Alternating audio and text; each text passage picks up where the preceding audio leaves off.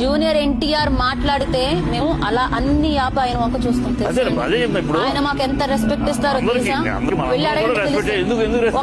10 మందిలో ఉన్నా కూడా దేవి గారు ఇలా రండి అని పిలుస్తారు. కమింగ్ టు ఎన్టీఆర్ గారు, నాకు అబ్బాయి మీద అమ్మ నేను చాలా చోట్ల విన్నాను ఆయన గురించి. ఆయన మాట ఇస్తే మాట, ఆయనకు ఒక పద్ధతి, చాలా మంచి మనిషి, ఉన్నది ఎలాగ స్ట్రైట్ గా మాట్లాడతారో అన్ని విద్యలు తెలిసిన వాళ్ళు. వారి కంట్లో నేను తడి చూశాను. ఏం కాదు, నా కంట్లో తడి వచ్చిందని. అది ఎందుకు రావాలమ్మా? నేనెవరమ్మా? ఫస్ట్ టైం ఆయన చూస్తున్నాను నేను. వారు లేదమ్మా, అమ్మా మీకెందుకమ్మా? అయ్యో అమ్మా వస్తానమ్మా అన్నారు. నాకు అప్పుడు అనిపించిందండి, ఇది కూడా నాది కాదు. ఆ అబ్బాయి అండి చెప్తుంటే మీకు తడి వస్తుందండి కంట్లో, నేను చూస్తున్నాను, నాకు వస్తుంది. ఈ ఎన్టీఆర్ అన్న అబ్బాయి దీంతో ఆగండి, మహనీయుడు అవుతాడండి అబ్బాయి.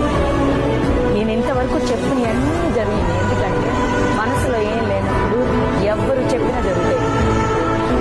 ఎన్టీఆర్ గారు ఉట్టు యాక్టర్ గా కాదండి, సమాజానికే ఒక పెద్ద ఇన్స్పిరేషన్ అవుతాయండి అబ్బాయి.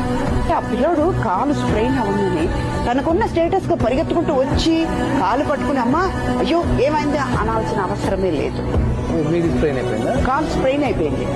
స్కిడ్ అయ్యి ఆ ఫ్లోర్ లో స్కిడ్ అయ్యి 7 acre లో చేస్తున్నాం ఆ సాంగ్. నైట్ 2 o'clock చేస్తున్నాం. నేను వేరే షూట్ నుంచి ఈవినింగ్ వెళ్ళాను, నైట్ ఆ సాంగ్ చేస్తున్నాము. అది ఫినిష్ అయిన తర్వాత సెకండ్ టేక్కి వెళ్దాము అనవసరంగా చెప్పాను.